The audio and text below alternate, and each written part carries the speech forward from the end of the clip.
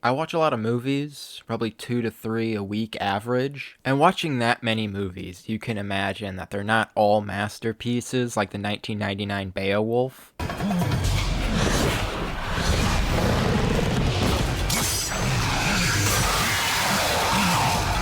But I just watched a movie like 8 hours ago that was bad in a way I didn't think a movie could be. And there's a lot of things wrong with this movie, but not the least of which is that I can't at all decipher its political message. I think it's supposed to have one, but for the life of me, I cannot figure out what it's supposed to be. We'll get into the why in a bit, but for right now, all you need to know is that this movie has Nicolas Cage in it, and I like Nicolas Cage. The movie starts in quite possibly the most generic way it could, saying that in the near future, economic collapse and climate change and famine and whatnot caused a great migration and the Civil War. None of those things are elaborated on. Society collapsed, as it tends to do in quite cases like this, and they built a wall around the city. That's a clue as to what the political message of this movie might be, I think. But the important part is that the government gave power to an agency to assess and separate those citizens who were deemed a burden to the system.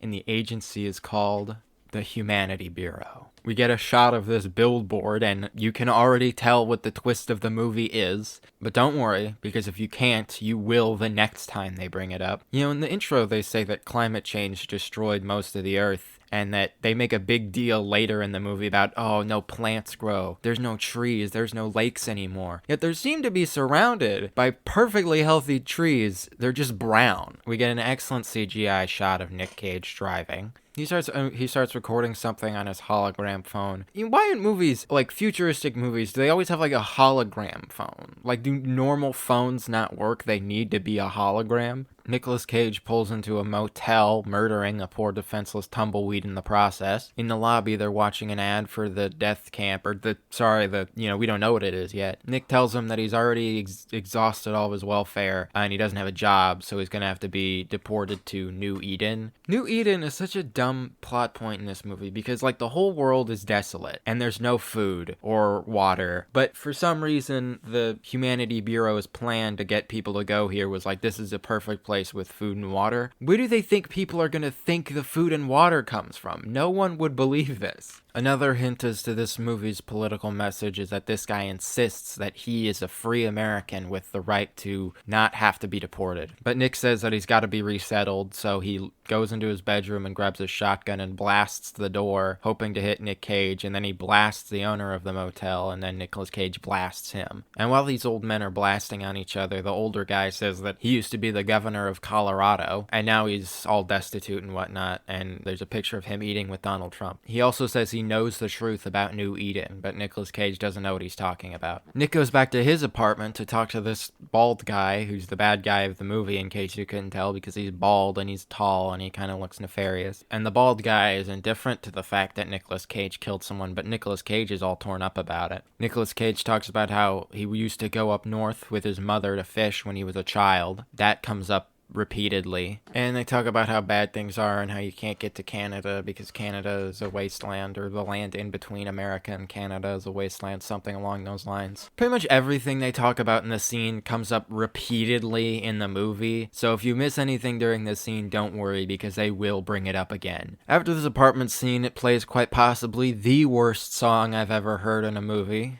There ain't no stars in faded glory.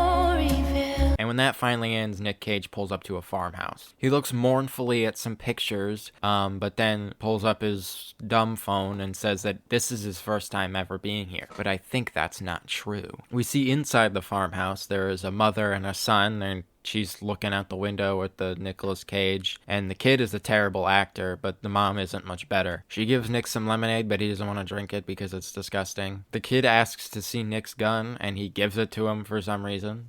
As citizens of this great nation, it's our duty to contribute more than we take. So far, I wasn't sure if this movie was a criticism of the left or a criticism of the right, and I still don't know, and this doesn't help. Because that sounds slightly communistic, and it's, like the three-letter agency, or I guess, in this case, the two-letter agency, who's, trying to oppress these poor, humble farm folk. But also, it's about how climate change has destroyed the world. So are things just different in Canada? Like, what is a Canadian like? I don't know. Anyway, the kid said that his friends moved to New Eden and now he doesn't write to him anymore. Can you guess what's going on there? For some reason, she's making food right now. I don't know why. That wasn't part of the other guy's evaluation. Also, the Humanity Bureau is upset that Nicolas Cage is taking so long at this one place. We didn't eat lunch, just breakfast.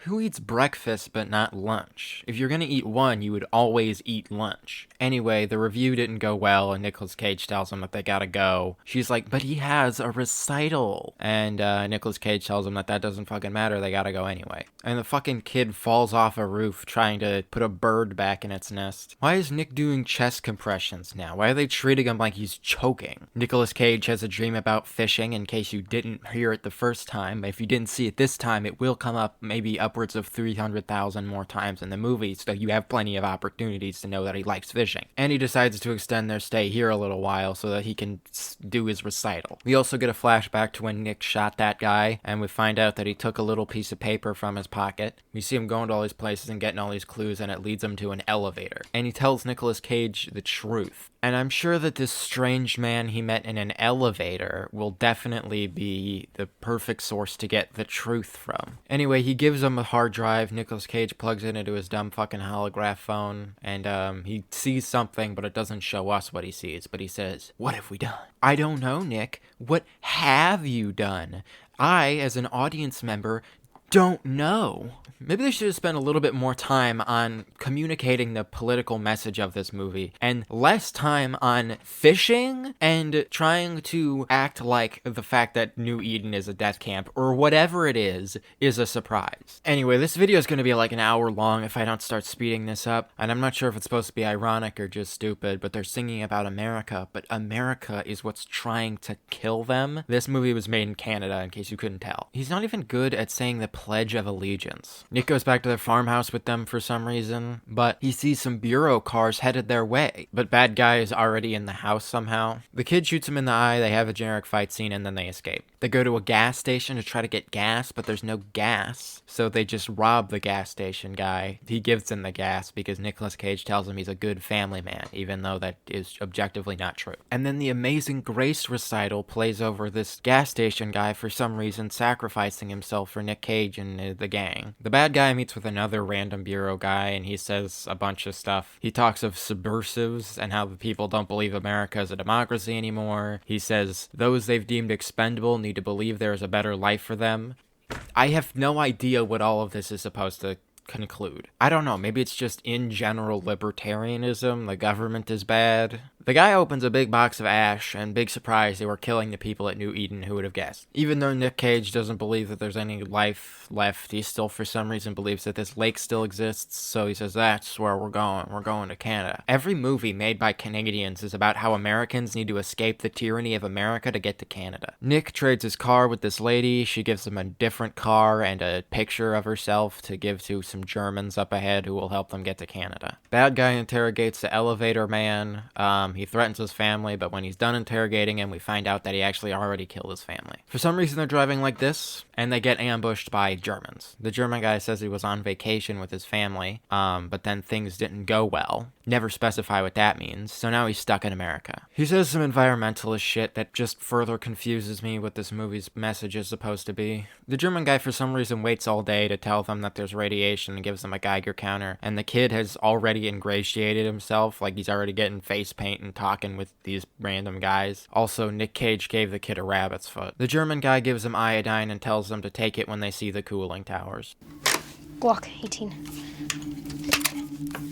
9mm. I'm not a gun expert, but I don't think that's what that is. And even if it is, why does the kid know that? In fact, what's the point of the scenes of this kid and the other Germans? The bad guy reveals to us that Lady isn't actually the real Lady. She stole her identity, and we're gonna find out why later. And then a drone appears, so they gotta stay put. For some reason, they all get out of the car to look at the drone, and then get back into the car, and then, various tediums ensue. Nicolas Cage confronts this lady about the fact that he's not the woman he fucked all those years ago to be the kid's dad. He's the kid's dad, by the way. She immediately changes the subject, and then they just drive away. A bureau car shows up, but Nicolas Cage shoots it. I guess the scene was just put in the movie because they suddenly remembered movies are supposed to have things in them. They pull into a decrepit something for nondescript car issues, and then the kid goes to take a shit. But bad guy is in there, and he tries to drown him in the poopy sink water, but Nicolas Cage shows up, but then Nicolas Cage runs away. He says they're gonna pick him up around the back, but they didn't tell him to go around back, so I don't know how they expect him to be there. So bad guy has the kid, but the kid steals his glass eye that's for some reason in his pocket and not in his face. And then he knocks it out of the kid's hand into some sort of tunnel, and for some reason he lets the kid go get it. This guy is a fucking idiot. The kid obviously escapes around back, lucky guess I suppose. We finally get Lady's backstory. She was a friend of the kid's mother, but the kid's mother wanted to sell him, so she fucking murdered her and took the kid as her own. Nicolas Cage doesn't really seem all that disturbed or upset by this, and then it just isn't brought up. They get to the radiation zone, and their genius plan is to drive through the radiation and hope they don't die. And it works. They get to the cooling towers, and they take the iodine, but then they look at the Geiger counter, and there's no radiation. But these are the cooling towers. There should be the most radiation. They changed the batteries on the Geiger counter, and still no radiation. Well, I guess the government lied about the radiation to keep people from Canada. Well,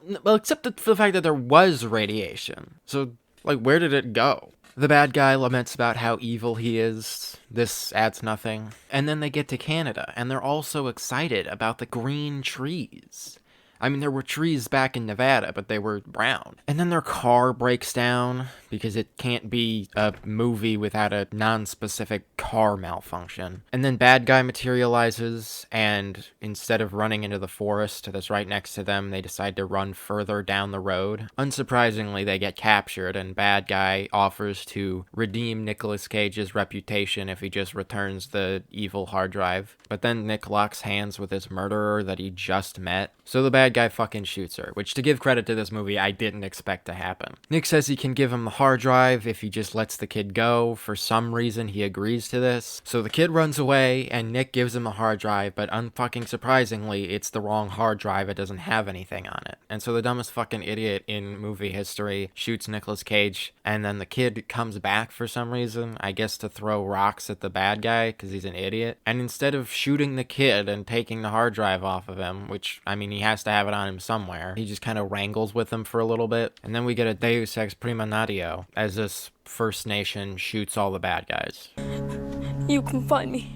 What? So they take the kid to a ranger station, and it turns out that the flash drive was in his rabbit's foot the whole time. Anyway, what it contains is just Nicolas Cage, who looks sleep deprived, just yelling at the camera like a crazy person. Be scared. Be very scared. You may be next. This is not damning. No one would believe this. Okay, well, maybe someone would believe this. Then we get some stock footage of some riots, which to me felt like a very liberal way to portray revolution. But then we see a bunch of country folk drive into the city, what with to liberate themselves, which seemed like a very right-wing way to portray revolution. And then the lady who did the car swap with Nick Cage kills the black guy who ran away earlier. And that's the end of the movie. This movie is awful. I still don't know the political leanings of it. Other than just government is bad. Maybe that is all there is to it. Just libertarian in general. Just, I don't like the government. They probably want to kill you. If you look at it, they most likely want to kill you. And if a man who looks like he hasn't slept in 3 days is yelling at you about it, telling you to be afraid, you should believe that man. He doesn't need evidence, all right? I trust him. You know, saying it out loud, that actually does sound like the positions of a lot of real people. But I think that's all of the Humanity Bureau that I can handle for today. So I'm done.